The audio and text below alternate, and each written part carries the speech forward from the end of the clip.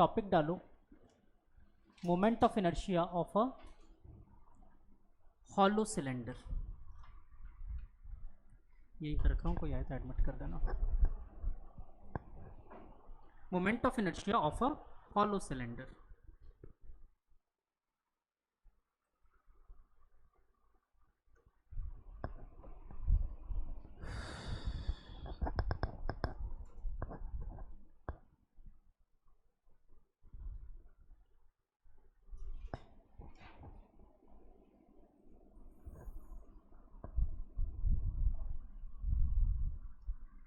ये एक hollow cylinder है बच्चे, और ये अपने इस एक्सेस के अबाउट घूम रहा है ओमेगा एंगुलर स्पीड से, मतलब बिल्कुल सेंटर से। ये एक्सेस इसके एक्सेस से क्रॉस कर रही है, ठीक। इसकी रेडियस r, हाइट h।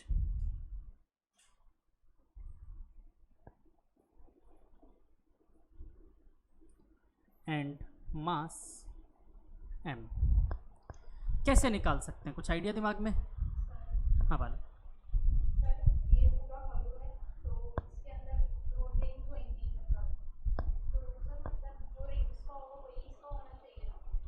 क्यों? अच्छा चलो देखते हैं, आपने जो कहा वो बात कितनी सही है। सॉल्व करते हैं, निकाल के देखते हैं, देन आफ्टर मैं बात करूँगा। इस बच्चे ने कहा सर जो रिंग्स का होना चाहिए वही होना चाहिए। तो इसमें एलिमेंट मैंने कट किया, वो क्या मिला मुझे? रिंग मिला। और अगर मैं रिंग के लिए देखूँ बच्चों, एलिमेंट क्योंकि रिंग के ऊपर रिंग के ऊपर रिंग रखते जाओगे हो जाएगा। इसके लिए मास माना dm, ठीक है, मास माना dm। और अब मैं छोटा सा मोमेंट ऑफ इनर्शिया निकालना चाहूँ di, वो कितना आएगा? तो रिंग का जो मोमेंट ऑफ इनर्शिया होता है कितना होता है? रिंग का मोमेंट ऑफ इनर्शिया mr², लेकिन इसका मास तो dm है, तो मैं क्या बोलूँगा? dm, और r क्या है? रेडियस वही कैपिटल R है, तो dm r²। पूरे का निकालना, इंटीग्रेशन कर दे दोनों तरफ। तो ये तो हो गया i, और यहाँ पर r² बाहर, dm dm dm जोड़ोगे क्या बचेगा? Total mass m, i is equal to mr²। तो जो बोला था आपने वो सही बोला था, ठीक है, गुड। बालक तुम्हारे पास एक किताब रखी थी DC पांडे, लेके आओगे? सेकंड वॉल्यूम उसकी है, नहीं है? है सेकंड वॉल्यूम?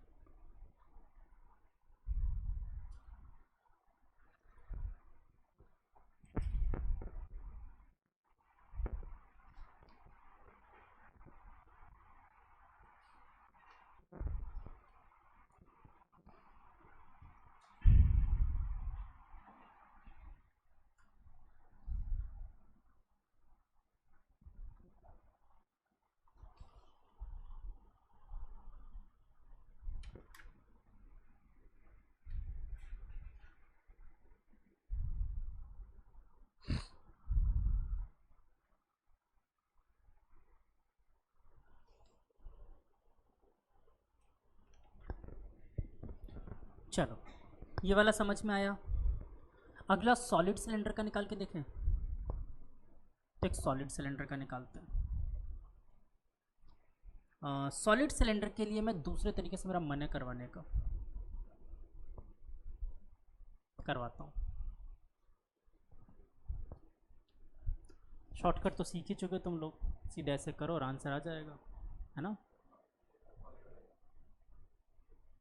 उसमें शॉर्टकट लग सकता है, पर शॉर्टकट सीख चुके तो लॉन्ग कट सीखते हैं।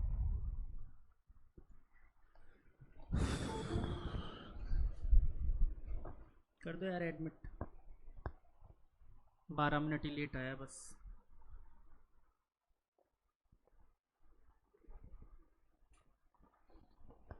अच्छा केशव, आज तुम लोग का एग्जाम था? Yes sir. फिजिक्स का था, फिजिक्स था क्या आज? नहीं सर, फिजिक्स का परसों आज इंग्लिश का था। अच्छा चलो ठीक है फिर तो बेटा इस बार ये सॉलिड सिलेंडर, इसमें पूरे में मास भरा हुआ है, पिछली बार सिर्फ सरफेस पे था, इस बार पूरे में मास भरा हुआ है। तो इसके लिए एलिमेंट कट करना है मुझे। एलिमेंट कट करते पहले तो एक्सेस बना देता हूँ, देन आफ्टर एलिमेंट कट करेंगे। तो ये है बेटा इसकी एक्सेस। इस बार मैंने जो एलिमेंट कट किया ना,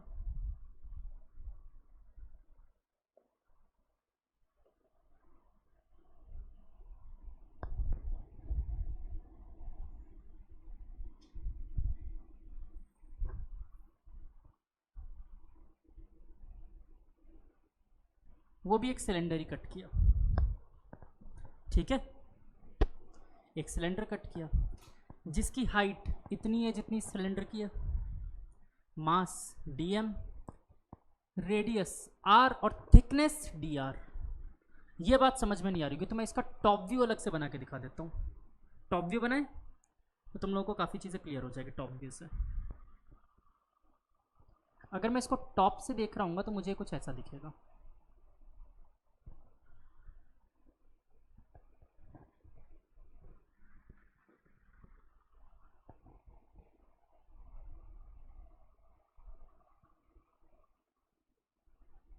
टॉप से देखूंगा तो कुछ ऐसा दिखेगा, जिसमें अगर बच्चों मैं सेंटर से देखूं तो ये डिस्टेंस मैंने स्मॉल r मानी और इसकी थिकनेस थी dr और पूरे की रेडियस थी कैपिटल R। हाँ या ना, यही था।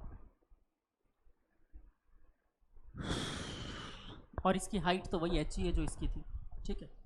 तो क्या अगर मैं पूरे की मास डेंसिटी निकालूं, पहले पूरे वाले की निकाल रहा हूँ, तो रॉ इज इक्वल टू, क्योंकि वॉल्यूम पे पूरा मास, तो मास पर यूनिट वॉल्यूम, सिलेंडर का वॉल्यूम कितना होता है, pi r square h is equal to छोटा सा मास ये dm, इसका मास कितना था dm, तो dm अपॉन इसका वॉल्यूम अगर लिख दिया तो काम हो जाएगा। कैसे निकालें इसका वॉल्यूम, ये आ गई प्रॉब्लम।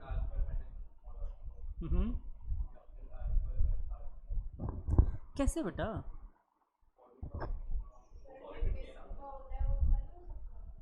देखो इसके लिए आपको चाहिए, बिल्कुल निकल सकता है बेटा, जैसे फिर वही बात मैंने कहा ना, वो शॉर्टकट है, फिर वो शॉर्टकट हो जाएगा। मैं इसको पूरा अगर आपको नहीं पता मोमेंट ऑफ इनर्शिया तो निकलवाना चाहता हूँ। तो बेटा मुझे नहीं पता, एक काम करते हैं इसको dv लिख देते हैं, dv, और dv में अलग से निकाल लेता हूँ। वैसे तो एक तरीका है कि इसका सरफेस एरिया निकाल लो सिलेंडर का और उसको dr से मल्टीप्लाई कर दो तो वॉल्यूम मिल जाएगा मुझे।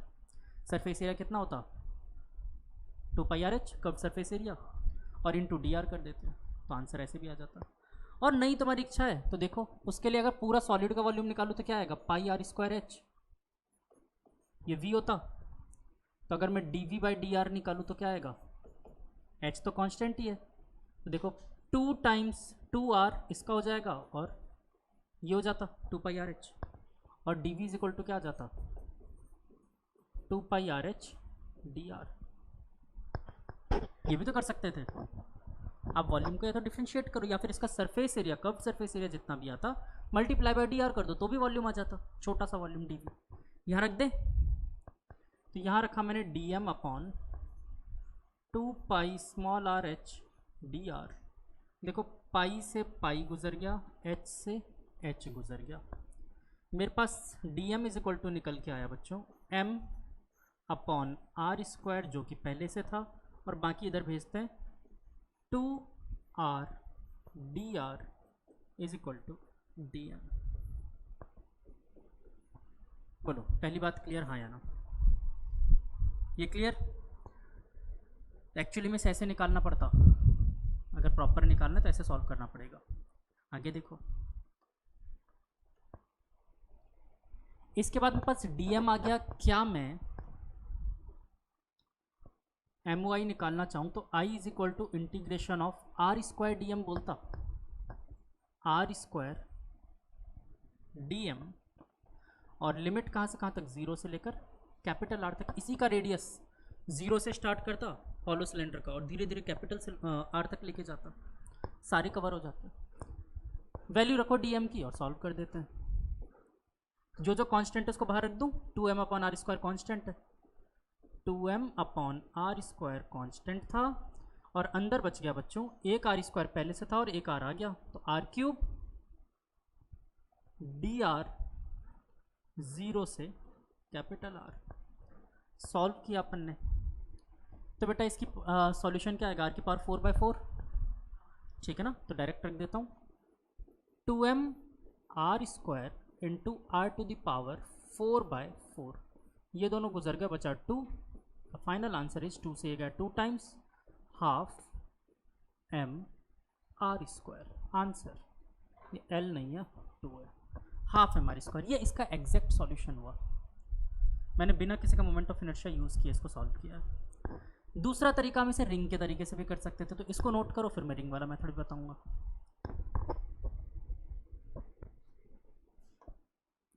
क्या होता है, कई बार स्कूल के टीचर्स बुरा मान जाते हैं, ऐसे कैसे कर लो, पूला तलना तैयार था। वैसे सही होता है वो, कोई दिक्कत नहीं है, बट ठीक है।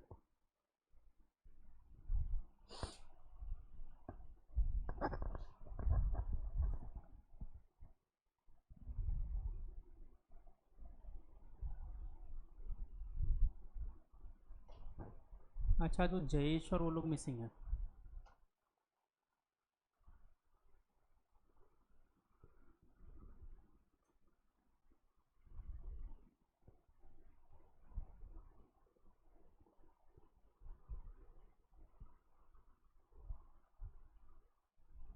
अच्छा चैप्टर आसान लग रहा है अभी तक, इजी है ना, समझ में आ रहा है सबको।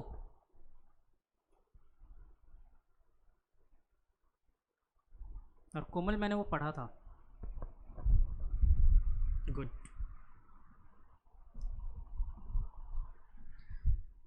मैंने सेम डे ही पढ़ा था वैसे तो, यहीं पर नीचे बैठकर।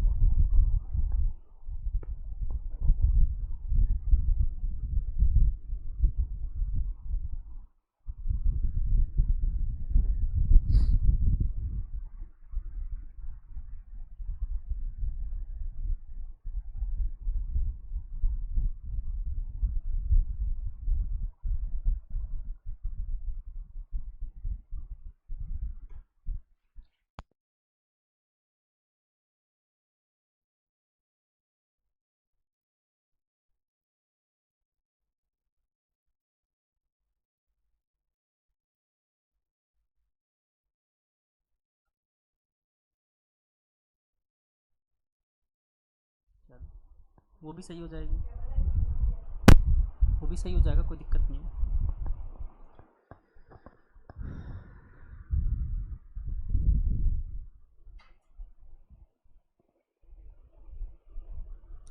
अब 16 घंटे से 6 घंटे की आदत पाने में टाइम तो लगेगा।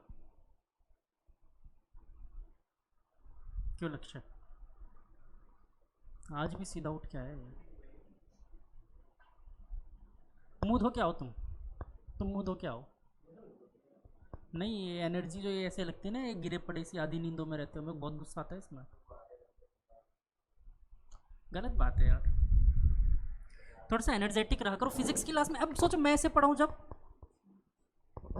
ठीक है तल्लो ले आलो दायदा है, कैसा लगेगा। सोए सोए से लगते हो। पुशअप्स करवाऊँ 10-20, बेस्ट 10-20 डायमंड कर लो, परफेक्ट हो जाओगे। चलो जी, सब 12 डायमंड कराते हैं इसे, ये टॉपिक खत्म हो दो फिर।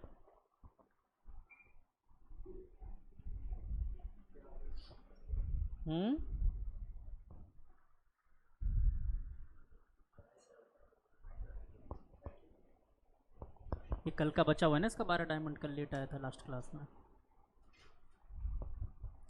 लक्ष्य फटाफट नोट करो बेटा, सब वेट कर रहे हैं। हाँ, सिंगेज भी रखी हुई है। नहीं नहीं, तो बैग रख के करवा दूंगा ऐसे कुछ।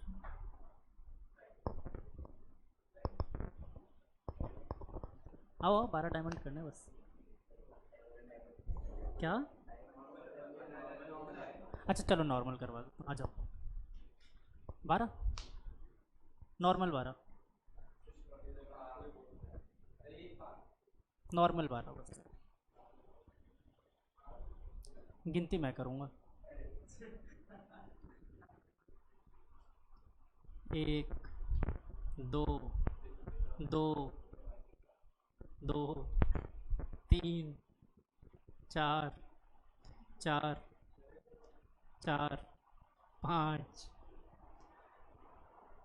करो करो करो, 6, 7, 7, 7, 8, 9, 10, 10, 10, 10, 10, 10, 11, 12, चलो जाओ। खुली नींद थोड़ी सी, ऐसा लगा वापस आए इस दुनिया में, लग रहा है थोड़ा सा। यही कहता हूँ मैं, थोड़ा सा क्या जागे जागे से लगा करो, ऐसे नींदों में चीज़ें खराब हो जाती है। इतना अच्छा टॉपिक पढ़ रहे हो, और पता है ये टॉपिक, इस टॉपिक में बच्चों का असली रोना आ जाता है, तो फिर यहीं से जाके सरेंडर कर जाते हैं रोटेशन।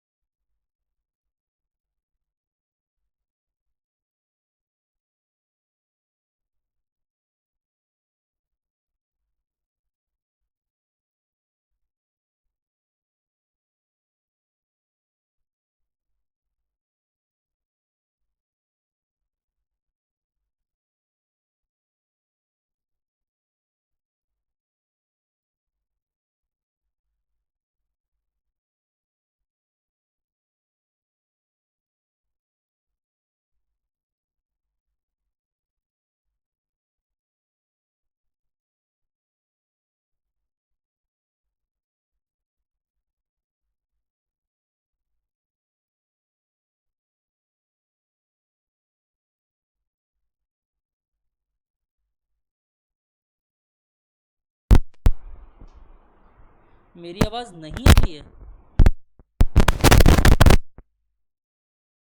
आई थिंक बेटा ये वायर में कुछ प्रॉब्लम है। अभी ठीक है ना? हाँ, चलो।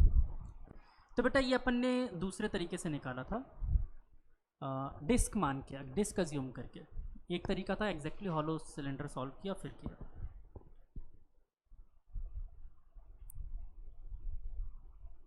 तो 3D बॉडीज का आसान लग रहा है? कितना आसान है सोचो।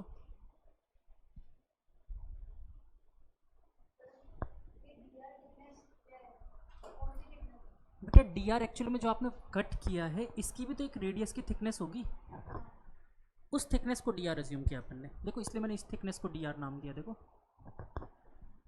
ठीक है।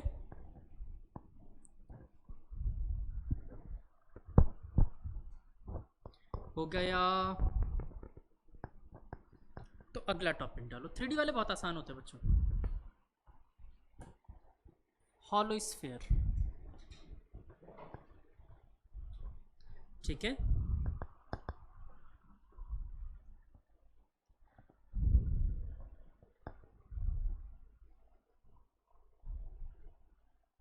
हॉलो स्फीयर,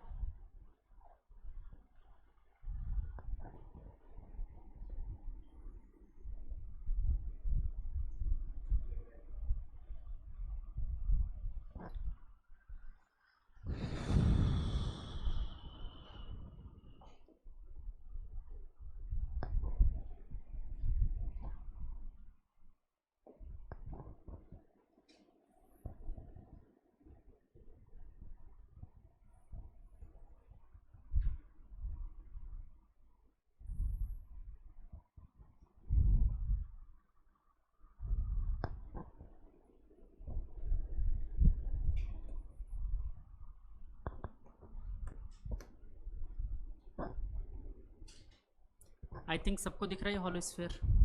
इसमें पूरा मास क्या, इसके वॉल्यूम क्या लॉन्ग है?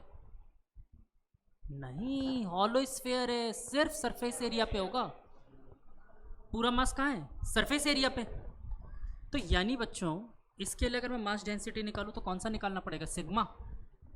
तो sigma is equal to mass m और एरिया कितना? 4 पाई आर स्क्वायर। पूरा है ना ये? 4 पाई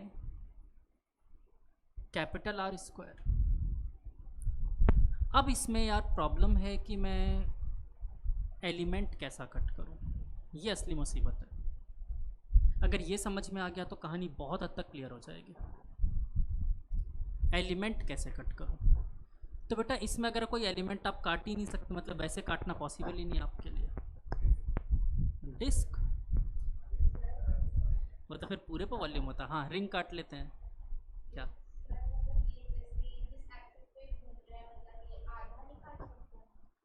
कैसे मतलब?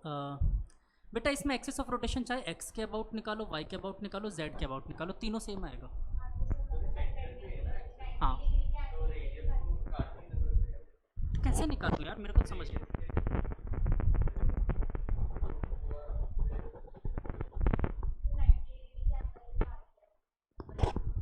मतलब ऐसे ऊपर काट लूं, आधा 2 टुकड़े कर दूं, ऐसा? नहीं, बोलो कोई दिक्कत नहीं। पिज्ज़ा के स्लाइस जैसे? बेटा फिर उसका मोमेंट ऑफ इनर्शिया कैसे निकलेगा? वो भी तो एक अलग शेप आ गई ना आपके सामने। और पिज्ज़ा का स्लाइस नहीं, वाटरमेलन का स्लाइस होगा। उसका मोमेंट ऑफ इनर्शिया कैसे निकालोगे? तो एक काम करते हैं, इस बार मैं एक छोटे से पॉइंट मास को ही ना मास अज्यूम कर लेता हूँ, डीएम अज्यूम कर लेता हूँ, एक पॉइंट मास। मेरे को इसकी ज़रूरत ही नहीं पड़ेगी। स्फीयर का बेटा अपने आप में थोड़ा सा यूनिक होता है, ये बिल्कुल अलग कहानी है, और इसीलिए किसी भी किताब में इसका सॉल्यूशन ही नहीं दिया होता। कोई बुक उठा लो, सीधा आंसर लिखा हुआ होगा, पढ़ लेना, सॉल्यूशन मिलेगा ही नहीं। आपको पता है जो सिंगेज में पढ़ा रहा हूँ उसमें 2 या 3 मोमेंट ऑफ इनर्शिया निकाल के बता रखे मसलों ने। मैं सारे निकलवा रहा हूँ आप लोगों से। मोस्टली किताबों में 90% में आपको ये मिलेगा, 2 या 3 निकाल दिया, जानो खुद। तो यहाँ पर कहीं पे मैंने इसमें एक छोटा सा मास काटा, डीएम, ठीक है, डीएम मास कट किया। क्या मुझे बता सकते हो? अच्छा, ये डीएम मास देखो, आप इसको ऐसे समझना जैसे आप दीवार के किसी भी कॉर्नर को देखो। मैं इस कॉर्नर की बात करता हूँ, लेट इधर कॉर्नर है, तो एक्स वाई जेड एक्सिस, और यहाँ पर कहीं पे पॉइंट एग्जिस्ट कर रहा होगा। तो मेरा आपसे क्वेश्चन है, बताओ एक्स एक्सिस से इस पॉइंट की डिस्टेंस क्या होगी? एक्स एक्सिस से इस पॉइंट की डिस्टेंस क्या होगी? मैं इसका सामने से फेस वाला डायग्राम बना के दिखाऊं आपको, ठीक है? एक्स एक्सिस तो बोर्ड के अंदर की तरफ जाता हुआ, और वाई और जेड एक्सिस आपको ऐसे दिखेगा। ये वाई एक्सिस, ये जेड एक्सिस, और एक्स एक्सिस इससे अंदर जा रहा है, मैंने उसको बनाया नहीं है। यहाँ पर कहीं पे पॉइंट एग्जिस्ट करता था, और एक्स एक्सिस से जो डिस्टेंस होगी वो उतनी होगी जितनी यहाँ से डिस्टेंस है। परपेंडिकुलर डिस्टेंस तो यही होगी एक्स एक्सिस से। और अगर मैं इसे सॉल्व करना चाहूँ, ये थोड़ा सा सोचने वाला पॉइंट है। इस पॉइंट के कोऑर्डिनेट अगर x, y, z हो तो ये वाला डिस्टेंस z होगा और ये वाला डिस्टेंस y होगा। तो मुझे ये निकालना है, कैसे निकाल सकते हैं? Root of Y square plus Z square होता, हाँ या ना? मानते हैं इस बात को? तो मैं अगर बोलूं कि इस पॉइंट का distance y axis, sorry x axis से कितना है? Y square plus Z square. तो डिस्टेंस ऑफ डीएम, अच्छा इसकी जरूरत नहीं है तो मिटा दूं।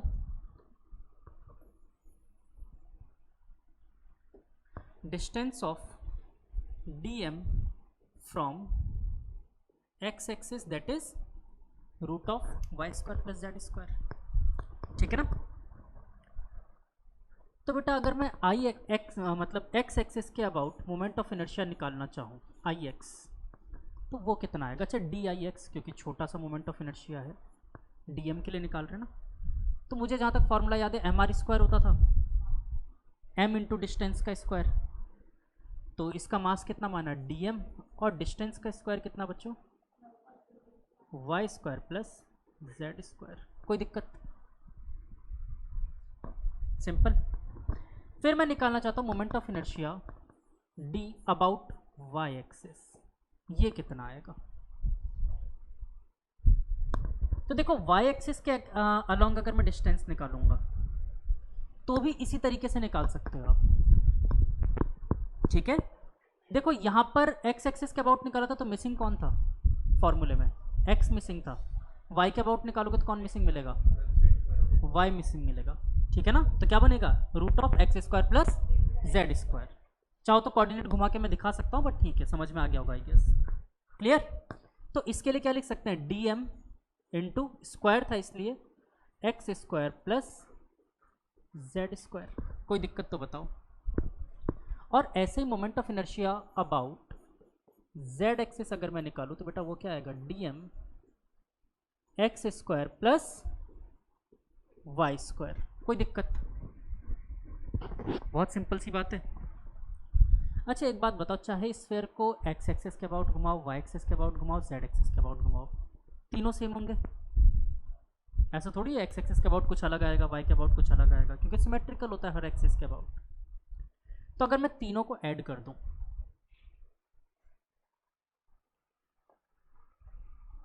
यहाँ तक क्लियर है सबको अच्छे से, यहाँ तक कोई डाउट हो तो पहले पूछ लो, फिर मैं आगे बढ़ूंगा। ऑनलाइन ऑफलाइन सबको क्लियर, जय दीक्षित पक्का। ये 3D की कहानी थोड़ा सा क्या है कि अब 3D अप्रोच चाहिए होती है। मेरे हिसाब से मनस्वी के अलावा सबको क्लियर है। 3 टाइम्स ऑफ, क्लियर है। देखो सब बराबर ही हैं, इसलिए 3 टाइम्स ऑफ डी आई बोल सकता हूँ, that is equal to D I X plus D I Y plus D I Z. एक ही बात है ना। और इधर वाले टर्म्स को ऐड करो, डी एम सब में से कॉमन, देखो एक्स स्क्वायर 2 बार, वाई स्क्वायर 2 बार और जेड स्क्वायर भी 2 बार। तो क्या मैं इसको 2 times of X square plus Y square plus Z square बोल सकता हूँ, इजी। तो यहां से आ गया D I is equal to 2/3 D M. बेटा ये मेरे को कहीं से पहचान वाला लग रहा है, ये आप लोगों को लग रहा है कि कहीं से जानते हो इसको, x square plus Y square plus Z square. Notice करो, it is the radius of the sphere, origin से डिस्टेंस फॉर्मूला। रेडियस के बराबर नहीं होगा ये, ओरिजिन के साथ अगर डिस्टेंस फॉर्मूला लगा तो 0,0 और x 0,0,0 और एक्स वाई जेड में। तो क्या मैं इस बात को रेडियस बोल सकता हूं, पक्का ना, क्लियर। तो मैंने यहां पर एक बात बोली, X square plus Y square plus Z square बराबर आर स्क्वायर, क्यों, डिस्टेंस फॉर्मूला। अच्छा ये बात पता मैंने पहले बता रखी है आप लोगों को, कहाँ पर, जब मैंने वेक्टर पढ़ाया था, मैग्नीट्यूड निकालते वक्त निकलवाया था मैंने फॉर्मूला आप लोगों को, डिस्टेंस फार्मूला। और डिस्टेंस फार्मूला बच्चे हम लोगों ने यूज़ किया तो क्या निकल के आया, कौन कौन से कोऑर्डिनेट के बीच में, 0,0,0 एंड x, y, z, इनके बीच में लगाया तो ये मेरे पास रेडियस निकल के आया, चिपका दिया यहाँ पर। ये क्या बन गया, R square integration on both side, R square constant 2/3 constant, D M का इंटीग्रेशन m, तो इसका आंसर आ गया 2/3 M R square. Very important result, मेरे हिसाब से क्लियर हुआ, पक्का। क्या चीज़ बेटा, इन तीनों को जोड़ा ना मैंने, तो देखो एक्स स्क्वायर 2 बार आया, वाई स्क्वायर 2 बार आया, जेड स्क्वायर 2 बार आया, तो सब 2 टाइम्स आ रहा था इसलिए 2 ले लिया बाहर। सबको क्लियर हुआ, डिफिकल्ट तो नहीं है।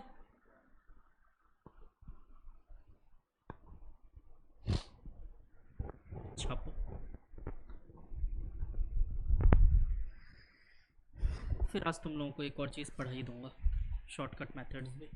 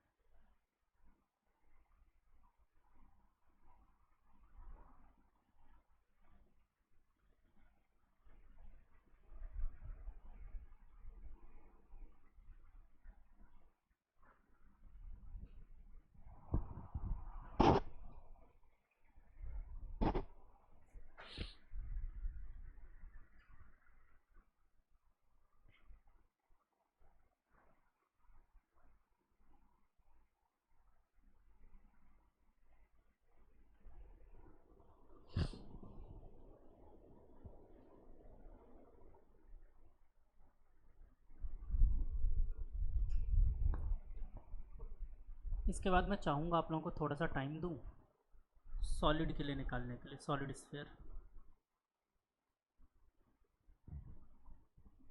मुझे पूरी उम्मीद है आप लोग निकाल सकते हो।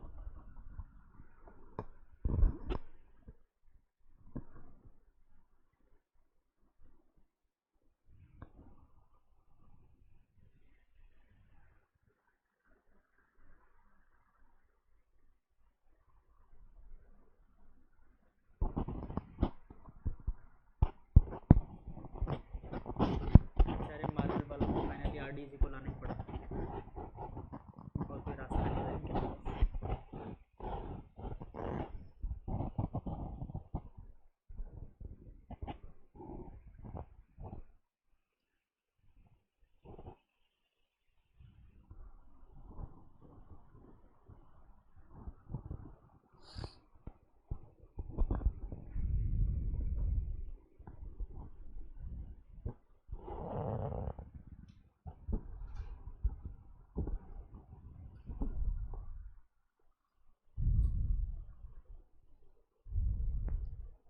बाकी मार्वल वालों ने हर मूवी में कहीं ना कहीं एक डायलॉग डाला होता है जो बहुत गज़ब का डायलॉग होता है, और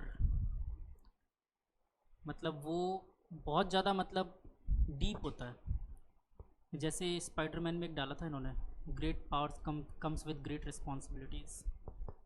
ये डायलॉग एक्चुअली में इंटरनेशनल रिलेशंस में यूज़ होता है, मूवी का डायलॉग और इंटरनेशनल रिलेशंस में यूज़ होता है। बात सही है, great power comes with the great responsibilities.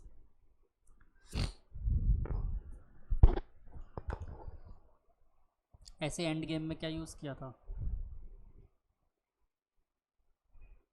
मजबूत फैसलों के लिए मजबूत कलेजा चाहिए होता है। मजबूत फैसलों के लिए मजबूत कलेजा चाहिए होता है, थॉर ने बोला था ना। अच्छा, आप लोगों को क्या लगा, थॉर अगर मूवी देखी थी थॉर विलन था? मूवी देखी थी अगर मार्वल की, थॉर विलन लगा आप लोगों को? मुझे कहीं से वो विलन नहीं लगा। श्रद्धा, आपकी आवाज़ सही से नहीं आई बेटा, क्या कह रहे हो आप? मेरे को तो थॉर कहीं से भी विलन नहीं लगा। सॉरी, थैनोस यार, मैं थॉर बोले जा रहा हूँ, थैनोस थैनोस। मैं थॉर बोले जा रहा हूँ गलती से, नाम दिमाग में थैनोस चल रहा है। तो थैनोस कहीं से भी मुझे विलन नहीं लगा। एक्चुअली में उसने जो भी बातें बोली थी गलत कहाँ बोली थी, सब तो सही था।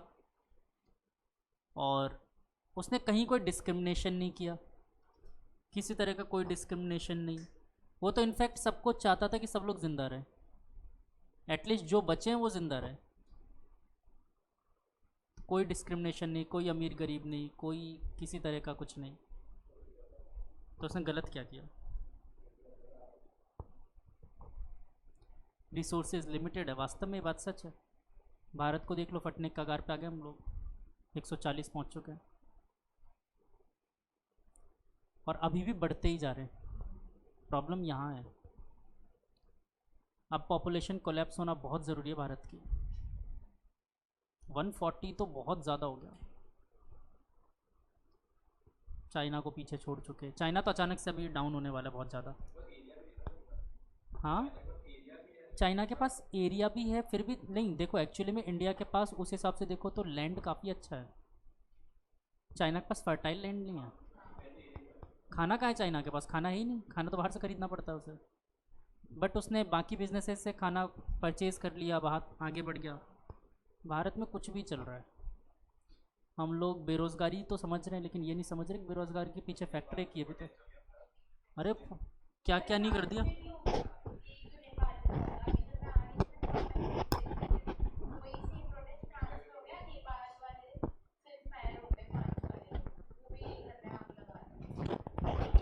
पर ये बहुत गलत चीज़ है। नेपाल के साथ तो देखो क्या हो गया, अब फ़िलहाल कोई गवर्नमेंट ही नहीं है वहाँ पर, कोई गवर्नमेंट नहीं है। और ये एक बहुत डेड सिचुएशन होती है किसी भी कंट्री के लिए। सोचो, एक तो इसके बगल में एक देश है जो बहुत डिसेंट कंट्री है, भारत। अगर कोई ऐसा पाकिस्तान जैसी कंट्री होती तो तुरंत कब्जा करती, देखती भी नहीं। भारत के पास पावर होते हुए भी ऐसा कुछ नहीं करेगा।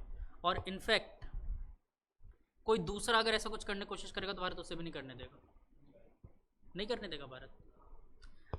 एक्चुअली में तो केपी शर्मा ओली जो अभी पीएम थे, इनकी वजह से इनके हमारे थोड़े टर्म्स ख़राब हो गए। हाँ, बाकी वैसे नेपाल के साथ हमारे ऐसे रिलेशन थे कि वहाँ के आर्मी चीफ को इंडिया अपने आर्मी चीफ का दर्जा देता है, और हाँ, और नेपाल के आर्मी चीफ का दर्जा भारत के आर्मी चीफ को दिया जाता है। मतलब इतना बढ़िया रिलेशन था। वहाँ के पर्टिकुलर कुछ जगह के मेंबर हैं, मतलब जो प्रॉपर पहाड़ के होते हैं, गोरखा कहा जाता है उन्हें, तो उनकी एक रेजिमेंट से भारत में ही नहीं है, ब्रिटेन भी रखते अपनी आर्मी में गोरखा रेजिमेंट। हाँ, वो थे नहीं, बहादुर नहीं थे वो। हाँ, बट उनको वहाँ के वो एक्चुअली में क्या होता है, नेपाल में आपने कभी नोटिस किया हो तो ऑलमोस्ट सबका नाम बहादुर ही होता है। नेपाल में मुझे लिटरली लगता है कि शायद इसके अलावा कोई दूसरा नाम है भी नहीं क्या, सबके नाम में बहादुर होता है ऑलमोस्ट ऑलमोस्ट। क्या भीमाचंद सरनेम पूछ रहा, बहादुर ही होगा।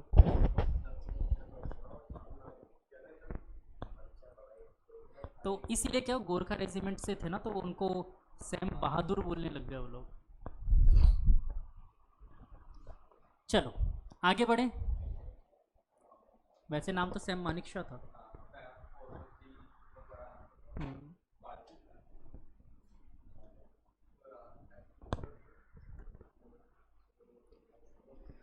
तो हमारे यहाँ दो ही लोग आज तक फील्ड मार्शल बन पाए हैं। हाँ, दो ही फील्ड मार्शल, हर कोई नहीं बन पाया। नहीं नहीं नहीं, फील्ड मार्शल नहीं तो सीडीएस थे। फील्ड मार्शल एक आर्मी की हाईएस्ट रैंक होती है। सैम मानिकशॉ फील्ड मार्शल रहे और करियप्पा भी रहे हैं, इनसे पहले रहे थे करियप्पा सर। हाँ, पूरे देश में आज तक दो ही लोग बन पाए फील्ड मार्शल, और पाकिस्तान में भी अभी है एक फील्ड मार्शल। हर जगह मेडल लगा के घूम रहे, और हर लड़ाई में जूते खाए इन लोगों ने। अब पता नहीं मेडल लगा के किस बात का घूम रहे, हर लड़ाई में जूते खाए इन लोगों ने। हाँ, और सोचो भारत से इतना बुरा पिटा है भी ऑपरेशन सिंदूर में। उन लोगों ने बोला था भाई हम सरेंडर, मतलब वो कर रहे हैं कि हमें सीज फायर कर दो, बहुत बुरी स्थिति हो गई है, न्यूक्लियर फट गया यहाँ पर। उन लोगों का फ़ोन आया था, भारत ने सरेंडर वो करवाया कि ठीक है सीज फायर कर देते हैं। वो अलग ही एक लड्डू खा रहा है बैठ कर कि मैंने करवाया, मैंने करवाया। इसी बात के चिड़े भारत ने मना कर दिया, नहीं करवाया। हाँ, मना कर दिया, क्यों करूँ। तो हम लोगों ने ऑपरेशन सिंदूर बंद भी तो नहीं किया है, हमने सीज फायर किया। वो तो एमएनस में डाल दी, ख़त्म कहानी। हमने उसे सस्पेंड नहीं किया, हमने उसे रोक दिया है बस। और इस बार ऐसा नहीं है कि हमने डेटा भी नहीं दिया, हमने डेटा दिया है। हमने बोला एक बाढ़ आने वाली है, बट पहले जैसे एक प्रोटोकॉल के तहत जाता था वैसे नहीं किया हमने। वहाँ पर अपने एम्बेसी में बोल देना कि बाढ़ आने वाली है, पानी छोड़ रहे हैं हम, बस। तो पहले एक लीगल डेटा देते थे, वैसा अब कुछ नहीं होगा। तो भारत ने सोचो, ये दुनिया की सबसे बड़ी ट्रीटी है आज तक जो सक्सेस रही है, और इतनी घटिया ट्रीटी है, भारत को नुकसान है बस इसमें। और भारत ने ऐसी ट्रीटी की और जो आज तक की सबसे सक्सेस ट्रीटी रही है। और उसके बाद भी, और उसके बाद पाकिस्तान ने खुद के पैरों पर कुल्हाड़ी मार ली, बोले हम शिमला समझौता को वो करते हैं, कर ले, हमारा ही नुकसान था उसमें। हमने उसमें समझौता में ये किया था कि सीज़ फायर लाइन जो होगी वो ये होगी, इंडिया की और पाकिस्तान की। और दूसरा समझौता था कि कश्मीर मुद्दे को तुम इंटरनेशनल मत लेके जाओ, हम लोग आपस में सॉल्व करेंगे। ये लेके जाते ही रहता है, रोज़ का काम है, कहीं पे भी जाएगा भारत कश्मीर भारत कश्मीर। इसलिए अमित शाह ने एक बहुत तगड़ा काम किया, कश्मीर गायब ही कर दिया। ये आप लोगों को पता चला? अमित शाह ने एक्चुअल में जिस कश्मीर में डिस्टर्बेंस थी उसको गायब ही कर दिया। जहाँ पर डिस्टर्बेंस थी ना, उसे पूरे को लद्दाख बना दिया। ठीक है, पूरे को लद्दाख बना दिया जहाँ पर डिस्टर्बेंस थी। और जम्मू जो था उसको जम्मू एंड कश्मीर कर दिया। अब ये जाके बोलेगा कहीं पे इंटरनेशनल में कश्मीर में दिक्कत है, आगे देखो कश्मीर में शांति, जम्मू में शांति है। फिर ये जाके बोलता है लद्दाख में, अब ये नई खिचड़ी लेके आया है लद्दाख में कोई सुनेगा ही नहीं इसकी। तो बेचारे को कहीं का नहीं छोड़ा पाकिस्तान को, बहुत बुरा हाल किया था। चलो, तो अपन लोगों ने सिलेंडर का सीख लिया और स्फीयर का सीख लिया। सॉलिड स्फीयर मेरे हिसाब से आप लोगों ने निकालने की कोशिश की, और कितना आया? नहीं निकाला किसी ने?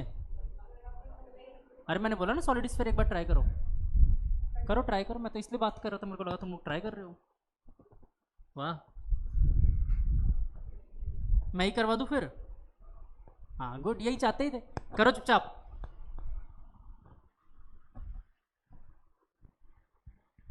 नालायको।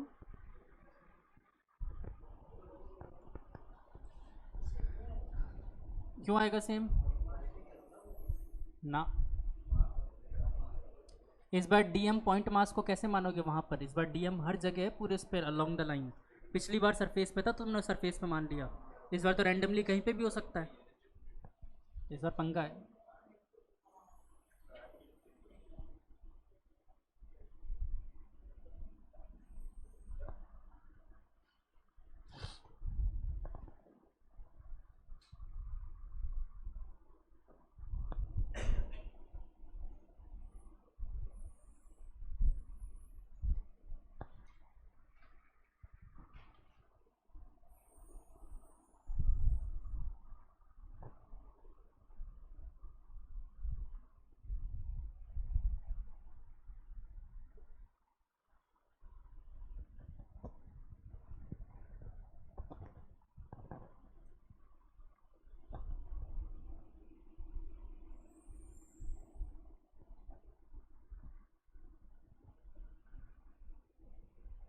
इस बार पूरे क्या लॉन्ग है?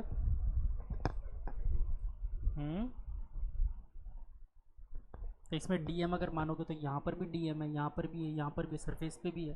पूरे रेडियस का लॉन्ग हर जगह डीएम हो सकता है। तो क्या मान सकते हो इसमें एलिमेंट? हिंट दे दूँ? चलो, हॉलो स्फीयर। हॉलो स्फीयर का जिम कर सकते हैं। चलो, तो हॉलो स्फीयर को एक एलिमेंटल मास मानो और सॉल्व करो।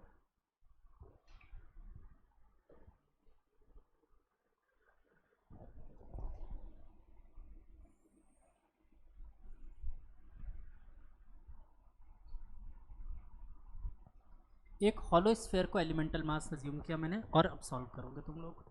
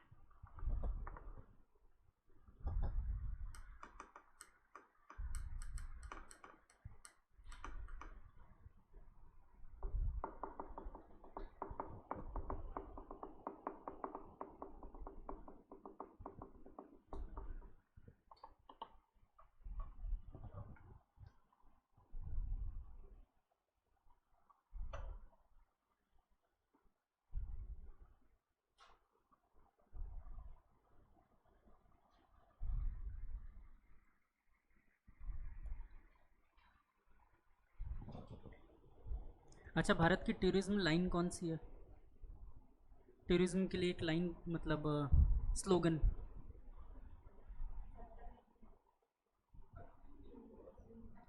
ये वैसे वैदिक था, अतिथि देवो भव, बट वैसे इनक्रेडिबल इंडिया, अतुलनीय भारत। हाँ, राजस्थान का वो आपनो राजस्थान कहते हैं। बाकी वैसे राजस्थान के लिए बोल रहा हूँ मैं, एक मिनट, शायद इनक्रेडिबल राजस्थान ही है। हाँ, बाकी वैसे इनक्रेडिबल इंडिया है इंडिया के लिए।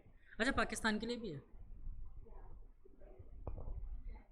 Have a blast, it may your last. Iraq का भी है। नहीं, स्लोगन, जहाँ मौत है आपकी फिराक में। एक बार तो आइए इराक में। वैसे पाकिस्तान का लिटरली है ये, have a blast it may और लास्ट। इतने मीम्स बने, एक उस पे बना था, वो पाकिस्तान ने बोला था कि 2027 तक हम भी चांद पे जाएंगे, तो भारत वालों ने ट्विटर पे मीम बना के शेयर कर दिया कि जल्दी से किसी को घूमना है चांद पे घूमाओ, तो वहाँ भी बम फटने वाले हैं।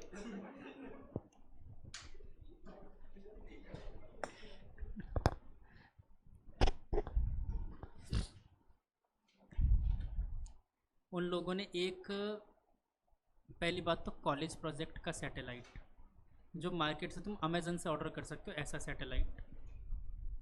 सैटेलाइट बनाना बहुत आसान काम होता है, सैटेलाइट कोई मुश्किल काम नहीं होता, सैटेलाइट लॉन्च करना बहुत मुश्किल काम होता है। एक्चुअली में जो असली मेहनत होती है ना सैटेलाइट को लॉन्च करने में होती है।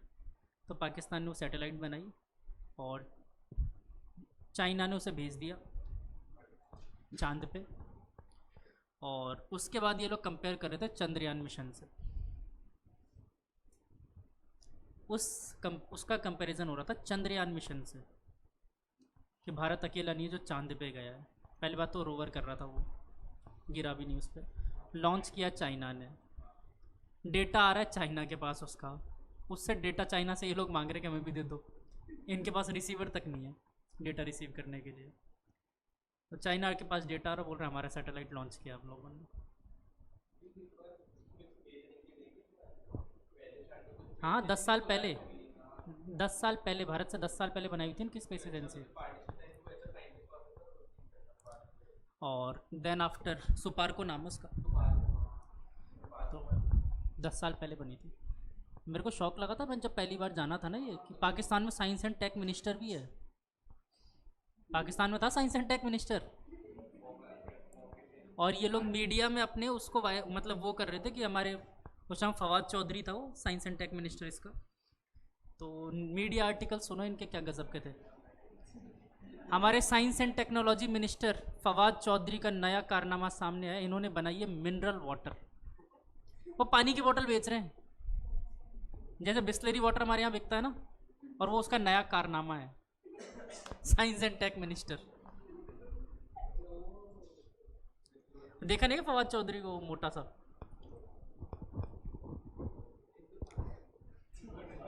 वो तो अलग ही है।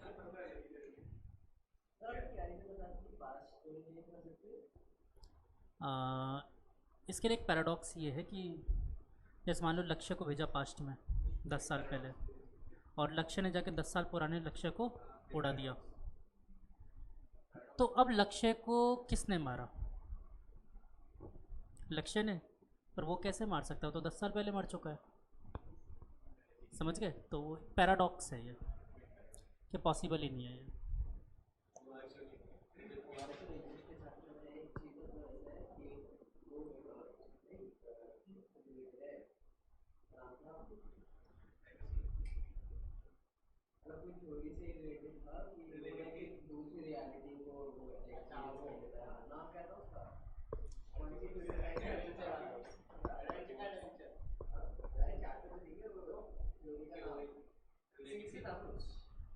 कौन सा चैप्टर है, कौन सी बुक का चैप्टर है, कौन सी?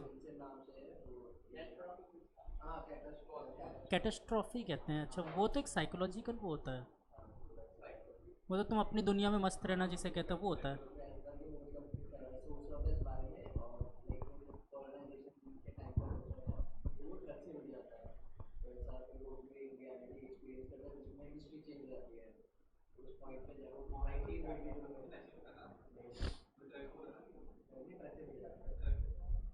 ये चैप्टर कौन सा था, कौन सी बुक है तुम्हारी? स्नैपशॉट और हॉर्नबिल। तो किसका, स्नैपशॉट का है, हॉर्नबिल का? यार मैंने पढ़ी है, मेरे को याद नहीं है स्टोरी। वर्ड तो याद है, हाँ वर्ड तो याद है, ऐसे कैसे हो सकता है? मैंने पढ़ा ही नहीं होगा इसको। 11th में हो ना? 11th तो पढ़ा ही नहीं था।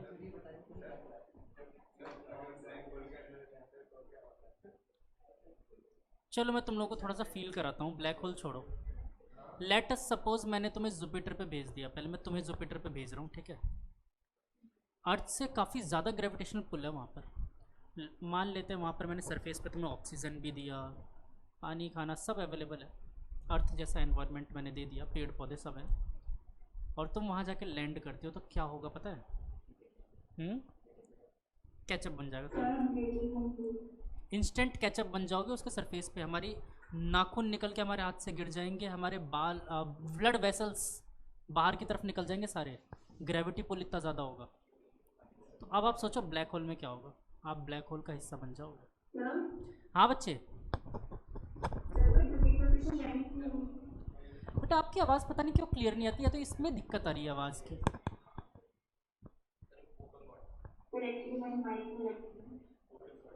ओके,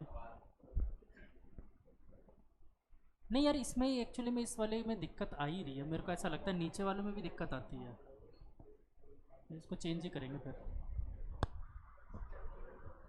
इसके स्पीकर में प्रॉब्लम आ रही है आई गेस, मतलब होने के लिए सोनी का है, पता नहीं क्या दिक्कत है। आंसर आपका क्या आया? क्या क्या क्या? अरे गुड यार, good good good good, correct है, करेक्ट करेक्ट करेक्ट करेक्ट। देखते हैं, मैं भी सॉल्व करता हूँ फिर बात करेंगे। चलो वेरी गुड, एक बच्चे का 2/5 हमारी स्क्वायर आया, वेरी गुड। मैं भी सॉल्व करता हूँ, देखता हूँ मेरा क्या आता है, फिर बात करेंगे। आई थिंक श्रद्धा कुछ लिख रही थी या क्या, भूल गई बोलते बोलते। चलो कोई बात नहीं, देखते हैं। चलो तो इस बार मैंने क्या किया, एक मास एलिमेंट किसे माना, हॉलोस्फीयर को। अब सब लोग इधर देखो जिनसे नहीं हुआ, जय दीक्षित इधर, काफ़ी टाइम दिया मैंने सबको। यूवी गेमिंग क्या कोशिश भी करी?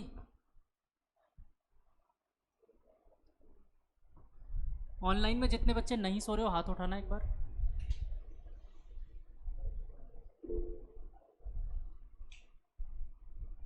हाँ ये गायब है क्लास से, ये क्लास से गायब है, अपने गेमिंग चैनल पे कर दे गायब फिर।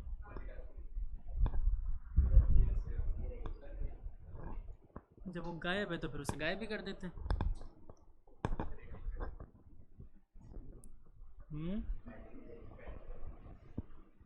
हम का क्यों विद्युत का दुरुपयोग हो।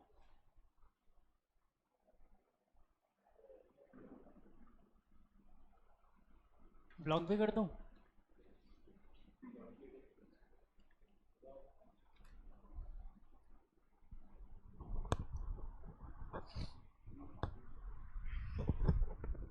चल खामखाम क्यों क्लास ऑन करके रखना जब हम क्लास में है ही नहीं। तो बेटा सबसे पहले तो देखो रॉ निकाला जा सकता है इसमें, क्योंकि मास पूरे वॉल्यूम क्या लोगे, तो मास कितना होगा, m कितना होगा, सॉरी डेंसिटी m, और 4/3, तो 3 ऊपर लिख देता हूँ, नीचे बचा 4 pi r cube. 4/3 pi r cube होता है इसका वॉल्यूम, तो मैंने ऐसा लिखा। फिर छोटे वाले मास के लिए लेते हैं dm, और इसके लिए वॉल्यूम क्या लिखे, ये तो हॉलोस्फीयर है, हाँ कितना 8/3, 8/3 कैसे, तो डिफ्रेंशिएशन 8/3, वेरी गुड। क्या क्या फिर से बोलो, 8/3,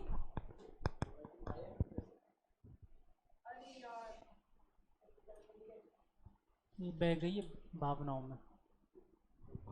अरे यूवी गेमिंग आज इतनी लेट कैसे आ रहे हो, यूवी गेमिंग ये फिर से नहीं है, फिर से हटा दो।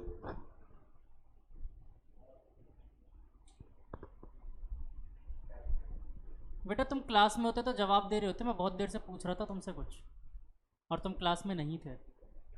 सर मैं क्लास में ही था, तुम क्लास में थे ही नहीं।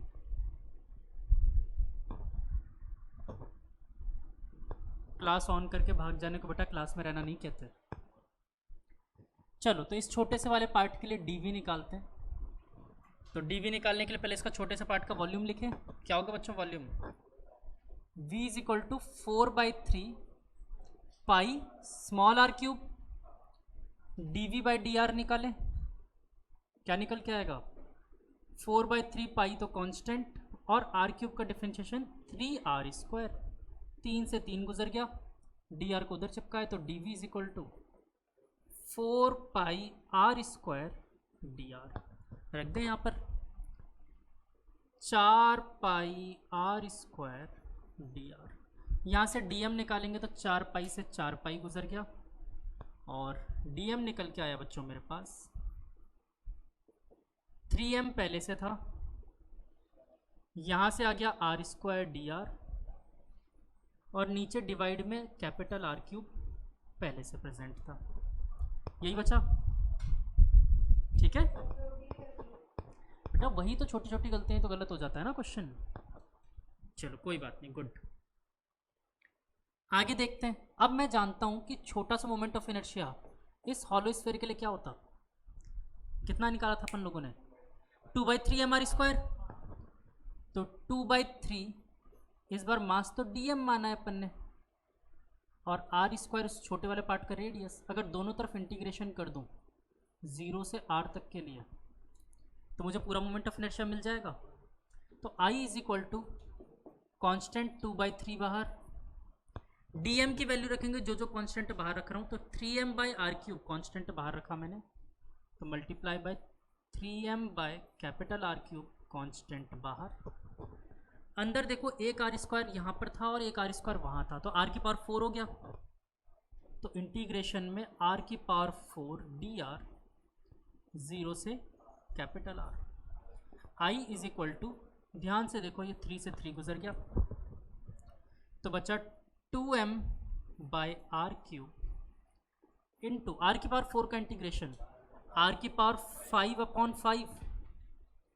देखो ये कट गया, पावर 2 टाइम्स, और मेरे पास आंसर बचा 2/5 mr²। तो मेरे एक दोस्त ने इस आंसर को निकाल दिया था, एक छोटी सी गलती करी थी उसने। ठीक है, और किसी ने तो गलत करके भी आंसर निकाल लिया था, है ना। कोई बात नहीं बेटा, कोई बात नहीं, अच्छा किया, कोई दिक्कत नहीं।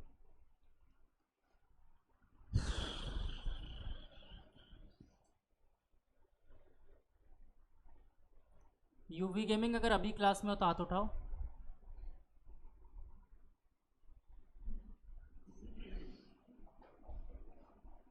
ये फिर निकल लिया क्लास से।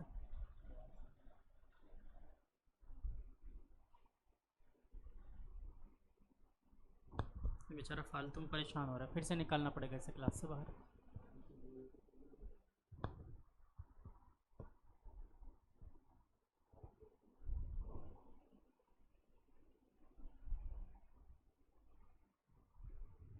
इसका नाम क्या बताया था इसने, उत्कृष्ट। इसको भी किस दिन घर पहुंचेगा, इसके नोएडा रहता है।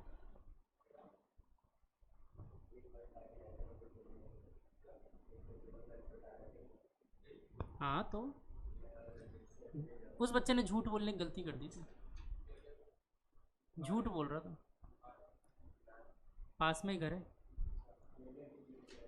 ऑनलाइन आ गया उस दिन और बोलता मैंने होमवर्क कर लिया, और मुझे अच्छे से पता इसने नहीं किया। मैंने कहा पक्का कर लिया, बोला हाँ कर लिया। और फिर से सच बोल दोगे, मैंने उसके सामने कई बच्चों को सच बोलने पर छोड़ दिया, वो अपने झूठ पे टिका रहा। मैंने कहा ठीक है बेटा, गुड। मैंने माइक किया म्यूट और इन दोनों को बोला जाओ उसकी कॉपी उठा के लाना घर से।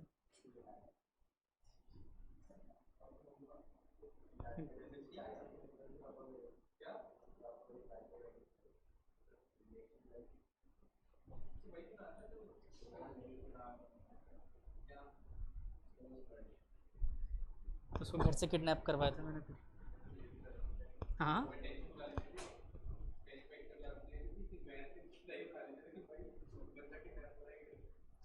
सच में उसके घर वालों ने यही बोला इसको, ऐसे बिल्कुल ऐसे गेट पे धक्का मार के घुसे घर में, और झूठ पे झूठ क्या बोले जा रहा, सर मेरा कैमरा भी ख़राब है। मैंने बोला कैमरे में दिखा दो, कैमरा ख़राब है। बोला माइक म्यूट, सर वो माइक काम ही नहीं करता, और सब चालू था। ये लोग गए, सब चालू हो गया।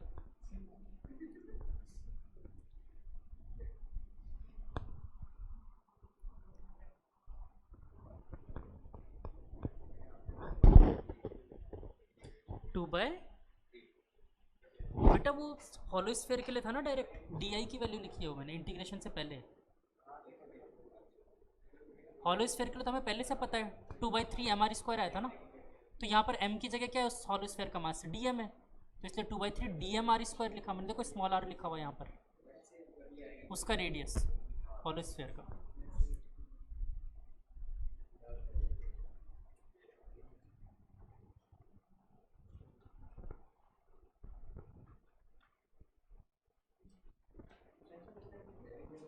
क्या चीज़? हाँ दैविक और तुम दोनों साथ में गए थे।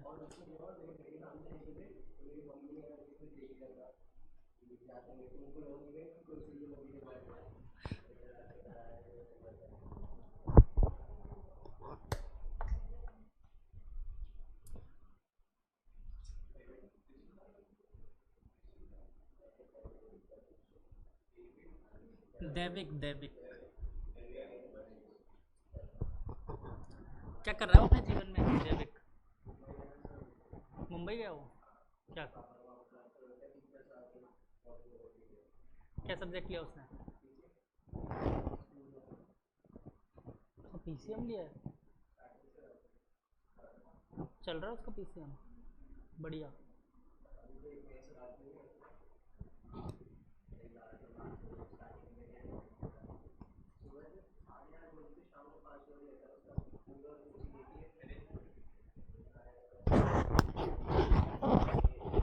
मुझे तो यार थोड़ा विश्वास कम है यार, कि मैंने उसको 9-10 डील किया ना, मुझे मालूम है।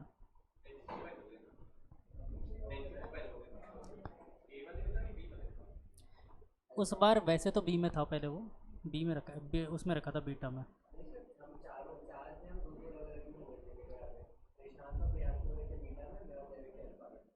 अच्छा मुझे ऐसा ध्यान है, दैविक अल्फा में ही रखा था दैविक को। चलो डन यहाँ तक। अब ज़रा कौन के लिए निकालें। मेरे हिसाब से सब लोग अब कैपेबल हो कौन निकालने के लिए। कितना आसान सा चीज़ें दूंगा मैं, ऐसे डिफ़िकल्ट देता ही नहीं हूँ। चलो तो टॉपिक लिखो हॉलो कोन।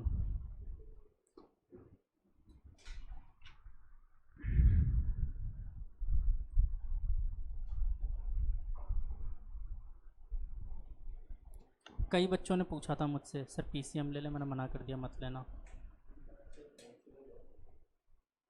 बहुत से बच्चों को तो मैंने मना कर दिया पीसीएम लेना ही मत। वैसे नाम तो क्यों लूँ। अब तुम्हारी क्लास का नहीं, तुम्हारे सीनियर्स में से नाम ले लेता हूँ। एक दो ने लिया भी था। अच्छा एक एग्जाम्पल तो यही है भाई, क्षितिज, इसको बहुत मना किया था। अभी शायद छोड़ भी देना उसने सब्जेक्ट।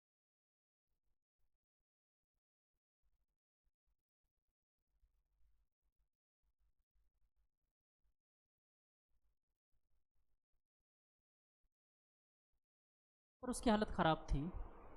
अब समझ में आ रहा है क्या होता। अब यहाँ से तो अपना लेवल बढ़ना शुरू होगा। अब यहाँ से पेस पकड़ रहे हो अब आप।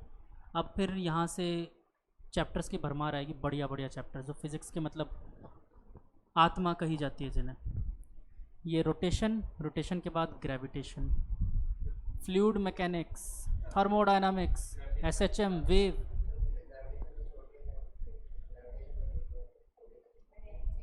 मतलब छोड़ दे मतलब कैसे? बिल्कुल छोड़ोगे। टॉपिक बता सकता हूँ, ये टॉपिक पढ़ के चल जाओ, अगर रट के जा सकते हो तो काम हो जाएगा। हाँ न्यूमेरिकल नहीं आएंगे उसके तुम्हारे, बहुत कम चांस है। वो लिक्विड प्रोफाइल, पानी की प्रोफाइल्स कैसी होती है। हाँ हाँ हाँ, किसने कहा? Archimedes principal, pressure. वेव अलग है, वेव अलग से चैप्टर है तो। नहीं 3 था, वेव्स एंड थर्मोडायनेमिक्स तीसरा पार्ट है। वो पार्ट खरीदवाऊंगा नहीं मैं, थर्ड पार्ट नहीं खरीदवाऊंगा सिंगेज में। हाँ 2 ही मेन पार्ट आप लोगों को ये वाला करवाऊंगा, और वो जानबूझ कर छुड़वाऊंगा क्योंकि वो अब उसमें एक छोटा सा कारण ये है कि बेटा जो वेव्स वाला चैप्टर है ना, वो उन चैप्टर्स में से है जिसे कितना भी पढ़ लो तुम क्वेश्चन नहीं कर पाओगे, एग्जाम में क्वेश्चंस नहीं कर सकते उसको, कितना ही पढ़ लो तुम, ठीक है। तो उसे मैं उतना ही पढ़ाऊंगा जितना तुम स्कूल के एग्जाम में क्वेश्चन कर पाओ। मेरी तरफ से तो मैं पूरा पढ़ा दूंगा, मुझे मना नहीं है, पर वो तुम लोग के लिए एज अ टाइम वेस्ट होगा। रीज़न, क्योंकि आप लोग फिर एग्ज़ाम में जाओगे, उस एक चैप्टर को पढ़ने के चक्कर में आप 4 चैप्टर का नुकसान करके बैठ जाओगे। एग्ज़ाम में एक क्वेश्चन छोड़ना कौन सी बड़ी बात है एज़ कम्पेयर टू जब आप बाकी के क्वेश्चंस कर पा रहे हो। तो वेव,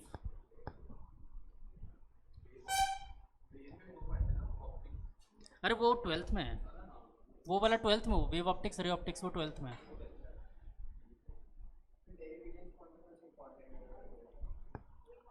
ग्रेविटेशन में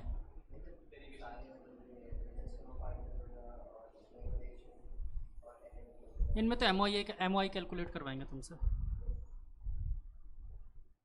एम आई रोटेशन में सेंटर ऑफ मास कैलकुलेट करवाएंगे, सेंटर ऑफ मास कैलकुलेट करवाएंगे, एम आई कैलकुलेट करवाएंगे, और बाकी तुम्हें इसमें नहीं, रोटेशन में इससे ज़्यादा आगे डीप में नहीं लेके जाएंगे, तुम्हें रोलिंग वगैरह नहीं लेके जाएंगे, टॉर्क कैलकुलेट करवा सकते हैं। फिर इससे पहले वाले चैप्टर में वर्क एनर्जी थ्योरम का डेरिवेशन पूछा जाएगा, फिर इक्विलिब्रियम कंडीशंस पूछ सकते हैं। उससे पहले वाले चैप्टर में सिर्फ न्यूमेरिकल्स देंगे, सर्कुलर मोशन में वर्टिकल सर्कुलर मोशन पूछा जा सकता है, ठीक है। या फिर जैसे जय तुम्हारी स्कूल में तो पूछ सकते हैं कि जय रोज नहाता है कि नहीं नहाता।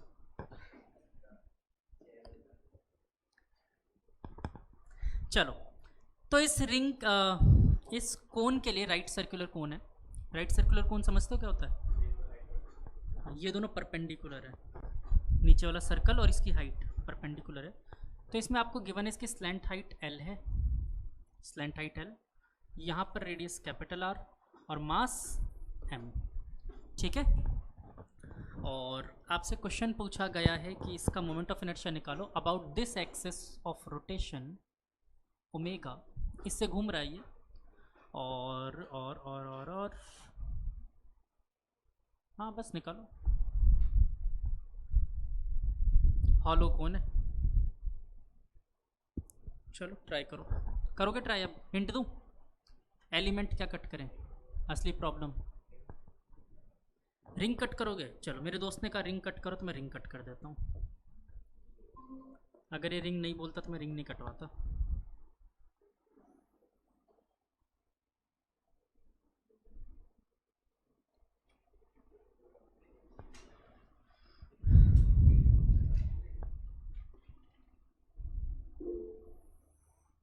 हाँ बेटा एक second,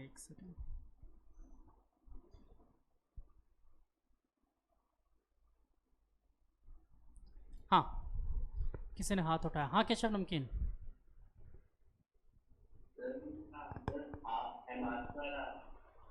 half M R square, नहीं यार ये तो नहीं आना चाहिए था मेरे हिसाब से। क्या? अब तो पहली मुसीबत है कि भाई एरिया क्या होता है कौन का,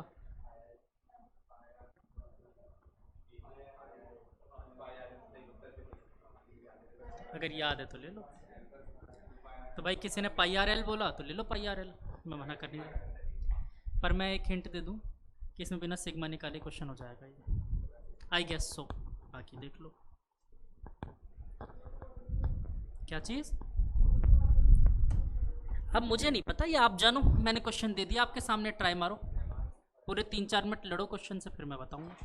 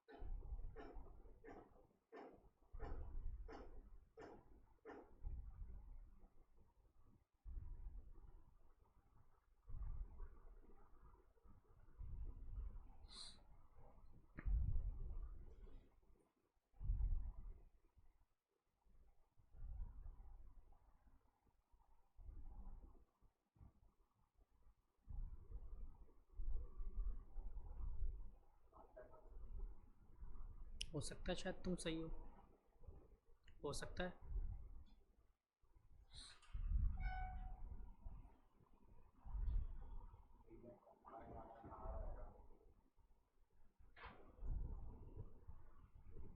देखते हैं।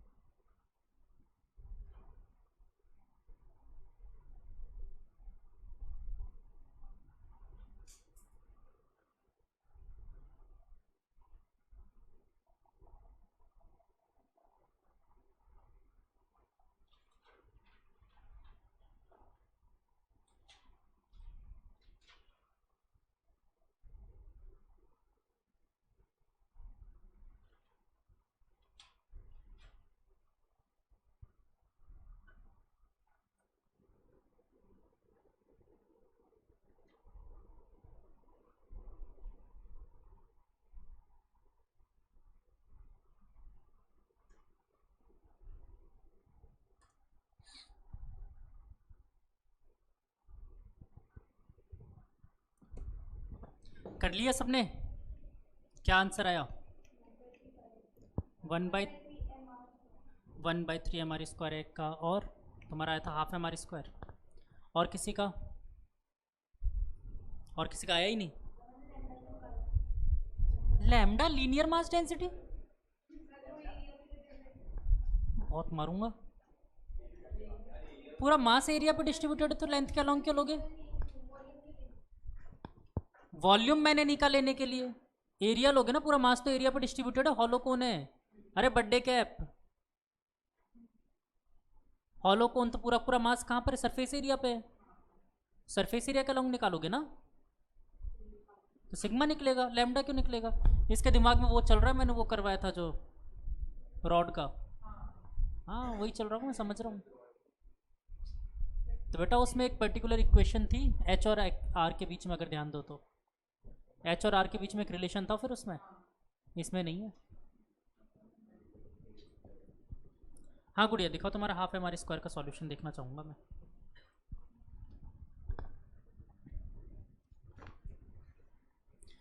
Half mr² is the correct answer, ठीक है।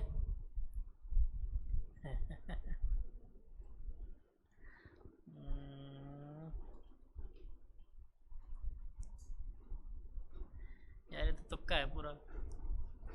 इधर आओ, तुम्हारे डी वाला तो कोई पार्टी नहीं है। अच्छा मान लेते चलो ये डीएम है तुम्हारा। हाँ हाँ तो डीएम लोगे फिर इसका। हाँ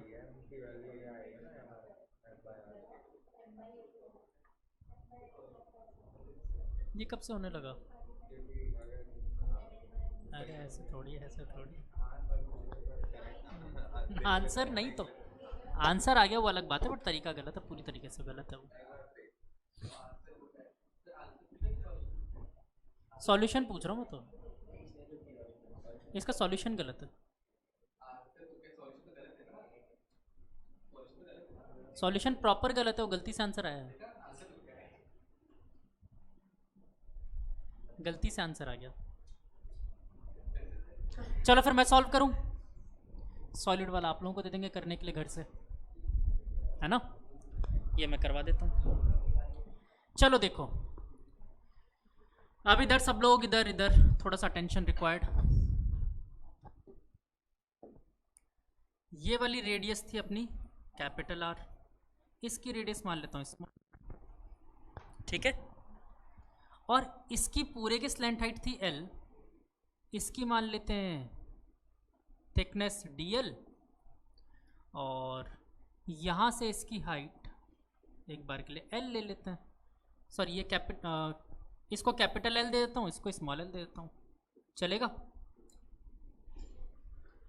और नहीं, इससे अच्छा मैं एक तरीका करता हूँ ताकि तुम लोग को आसान लगे चीज़। रुक जाओ, आसान कर देते हैं। इसको dx ले लेते हैं और इसको x ले लेते हैं स्लैंट हाइट। अब चलेगा? इजी, x और dx। Problem remains what is sigma. तो सिग्मा इज इक्वल टू क्या लिखा जा सकता है, m upon pi capital R और L, और dm अपॉन रिंग का एरिया चाहिए यार। रिंग का एरिया मतलब देखो 2 पाई आर तो इसकी लेंथ है और इसकी थिकनेस dx है, तो क्या 2 पाई आर dx हो जाएगा ये? अब एक मुसीबत छूट गई यहाँ पर। पहले चलो पाई से पाई गुजर गया, और पहले dm निकालते हैं। dm इज इक्वल टू क्या बचा, m upon R L 2r dx। मुसीबत देखो कितनी बड़ी छूट गई। मुसीबत ये है कि इस बार r भी वेरिएबल और x भी वेरिएबल है, स्मॉल r भी वेरिएबल और x भी वेरिएबल है। दो वेरिएबल कैसे सॉल्व करेंगे? एक वेरिएबल होता तो हम इंटीग्रेट कर लेते, दो वेरिएबल कैसे सॉल्व करें? तो मुझे कहीं से याद आ रहा है कि ये राइट एंगल ट्राइंगल बन रहे दो, और ये दोनों सिमेट्रिकल ट्राइंगल्स हैं। तो सिमेट्रिकल ट्राइंगल्स में साइड्स का रेशियो बराबर होता है, याद है सबको? तो क्या मैं पहले बड़ा वाला ट्राइंगल, चलो पहले छोटा वाला ट्राइंगल x अपॉन, और यहाँ पर r लिखता हूँ। तो देखो x और बड़े वाले ट्राइंगल के लिए ये क्या होगा, लेंथ l, स्लैंट हाइट, और r अपॉन कैपिटल R लिखा जा सकता है। तो अगर मैं r निकालूँ तो क्या आएगा, small r is equal to R X by small L is equal to small R. ये हमेशा ट्रू होगा। क्या स्मॉल आर वहाँ पर रिप्लेस कर दूँ? रिप्लेस करें तो देखो क्या निकल के आया, D M is equal to 2m by R L. Small R की जगह मैंने रखा R X by small L D X. देखो एक आर से एक आर कट गया और ये बन गया एल स्क्वायर। तो डी एम निकल के आ गया मेरे पास 2m x dx upon L square. ये डी एम मिल गया। अब काफ़ी हद तक ईजी हो गया मेरे लिए क्वेश्चन। क्यों? मैं जानता हूँ D I is equal to क्या होगा, रिंग के लिए क्या होता है, D M R square. D M और आर स्क्वायर। फिर से ये मुसीबत आर आ गई, फिर से रिप्लेस कर दो। डीएम की वैल्यू भी पुट कर देते हैं, इसको भी पुट कर देते हैं। तो ये तो बन जाएगा आई। डीएम की वैल्यू पुट की, क्या क्या कांस्टेंट बाहर, 2m बाई एल स्क्वायर बाहर, अंदर रह गया x dx।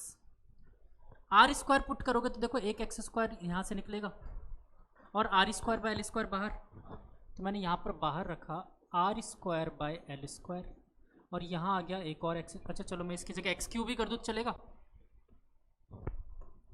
कोई दिक्कत किसी को?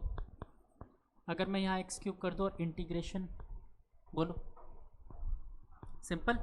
इंटीग्रेशन की लिमिट क्या रहेगी, 0 से लेकर एल तक।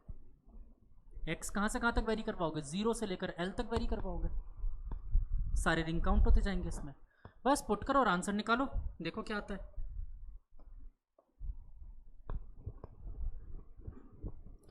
तो i इज इक्वल टू, इसका आंसर आएगा l की पावर 4/4। तो 2m r square by L to the power 4 into L की पावर 4/4। ये दोनों गुजर गए, ये गए 2 times, the result is half M R square.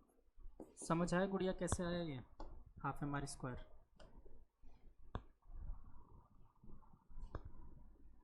गलती मिली?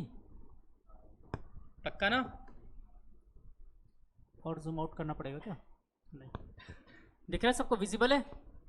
सॉलिड कोन के लिए आप लोग घर से करोगे, ठीक है?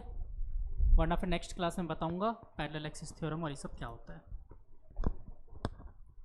यूवी गेमिंग अभी तक भी वापस आए? तुम नहीं आए घूम के? नहीं आया,